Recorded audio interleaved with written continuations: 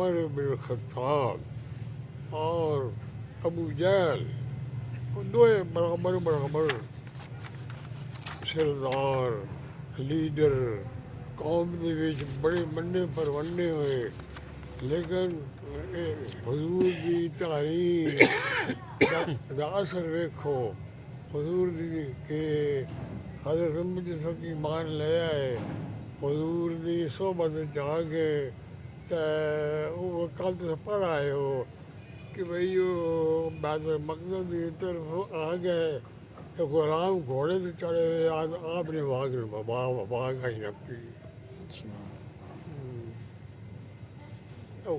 واگ نپ کے ہے آپ آگے کے ٹھنڈے رہتے ہیں، غلام نے گھوڑے سے چڑھائے گا، یہ حضور کی تعلیم کا اثر۔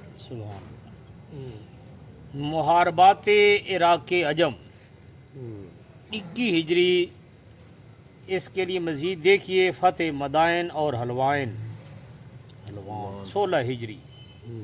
یزدگرد شہنشاہ عراق خاندان کسریٰ کا آخری نشان عظمت مدائن اور حلوان سے گریز کر کے ملک رے میں پہنچا اور وہاں اصفہان و کرمان کا گشت لگاتے ہوئے مرو میں اقامت پذیر ہوا۔ اطراف و جوانب کے قدیم نمک خار رئیس و جاگیردار کیانی علم کے نیچے جمع ہو گئے۔ 1.5 لاکھ بہادر نے قلعہ قم میں جانثاری کی بیعت کرتے ہوئے حلفاً اپنی جانیں میدان کے لیے وقف کر دیں۔ مروان شاہ گورنر اور بہمن سپہ سالار منتخب ہوا۔ بہمن نے مسلمانوں کی آمد کی راہ میں بہت سی فوجیں پھیلا دیں اور اپنے خیال میں اسے مخدوش کر کے خود بے شمار فوج کے ساتھ نہاوند کے مشہور محفوظ قلعہ میں غازیان اسلام کی طاق میں چشم برا ہوا۔ بہمن دربار خلافت سے نعمان بن مقرن کے زیر علم 30,000 فوج کوفہ سے روانہ ہوئی اور راستہ کی رکاوٹی خس و خاشاک کو رونتی ہوئی قلعہ نہاوند کے ارد گرد آدھم کی۔ طرفین کو چونکہ یقین تھا کہ اس میدان سے آئندہ کے لیے ایران کا مطلع صاف ہو جائے گا، اس لیے دونوں جانب کے سردار پرجوش جنگی تیاریوں میں مصروف ہوئے۔ اسلامی فوج حذیفہ ابن یمان، عبداللہ ابن عمر ابن الخطاب، جریر ابن عبداللہ بجلی، مغیرہ بن شعبہ ثقفی،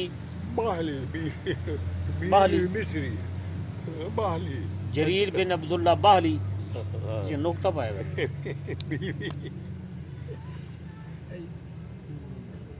مغیرہ ابن شعبہ ثقفی، کاکا ابن عمر شیران عرب کے زیر کمان صف آرا ہوئے۔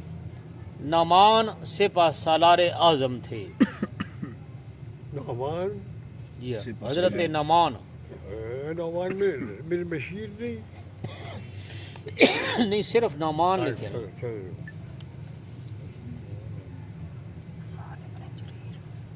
بالمقابل 1.5 لاکھ اجمی جمع غفیر تھا۔ ہیرا، قادسیہ، مدائن کے خون ریز میدانوں سے بہمن تجربہ اٹھا چکا تھا کہ عربوں کی تلوار کے مقابلہ میں اجمی 1 منٹ بھی ٹھہر نہیں سکتے، اس لیے اس نے قادر تیر اندازوں کی کافی فوج سامنے کی۔ غازی اجمیوں کی زد میں تھے اور اجمیوں کے تیروں کی بچھاڑ دو نان، ایک عجم ایک عرب۔ عرب کا علاقہ ہن بھی مشہور ہے، عراق وغیرہ۔ اجمی اسی ہاں، تسی اپنے تے خیال کر رہے ہو کہ بھائی ساڑی کی ہمتن یہی پیا دین کہ عرباں دے مقابلے میں اجمی کھڑو نہ ہے سکتے، اجمی کھڑو نہ ہے سکتے، باقی اسی نہ ہو سکتے۔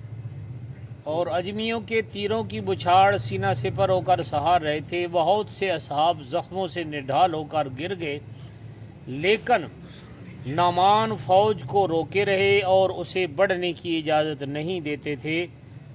دن ڈھلے بڑھنے کا حکم ہوا، نعرہ تکبیر اس جوش سے بلند ہوئے کہ زمین دہل کر رہ گئی۔ غازی میدان میں گھس آئے، خوب گھمسان کا رن پڑا۔ نجمی پشتوں کے پشتے لگ گئے، اجمی کشتوں کے پشتے لگ گئے، خون کی ندیاں بہہ نکلی۔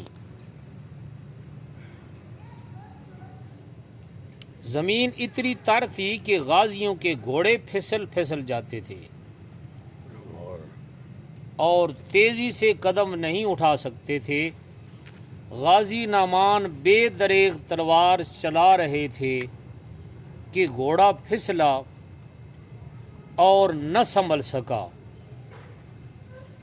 نعمان نے گرتے ہی جام شہادت نوش کیا۔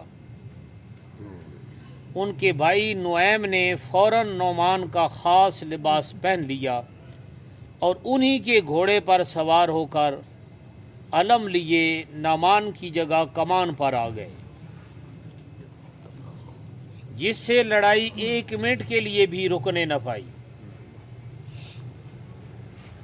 نعیم نے بہادروں کو للکارا اور صفوں کو چیرتے ہوئے کلب پر حملہ آور ہوئے۔ کلب کی فوج دوسروں کو بھی اپنے ساتھ لے کر بھاگ نکلی۔ ایک ہی میدان میں نہاوند فتح ہو گیا۔ بہمن اور مروان شاہ اپنا سموں لے کر رفو چکر ہوئے اور الفیہ موت کی بیعت کرنے والے اجمی بہادر ایسے روپوش ہوئے کہ ڈھونڈنے سے بھی ان کا نشان نہیں مل سکتا تھا۔ نہاوند کے فراری قلعہ رے میں آسائش گیر ہوئے۔